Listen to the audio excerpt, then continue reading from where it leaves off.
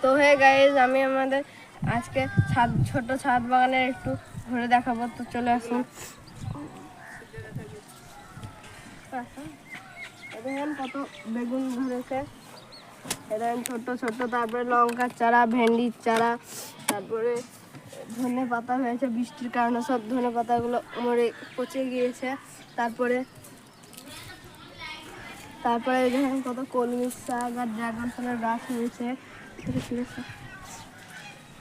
এইখানে কিছু কুমড়োর গাছ এবং সিমের গাছ আছে, আর ওখানে দুটো সিমের চারা আছে। আর এখানে শসার গাছ, বেগুন গাছ, কুমড়োর গাছ, লঙ্কার গাছ এবং আমাদের ছাদ বাগানে সবজি নয়, শুধু ফুলও আছে।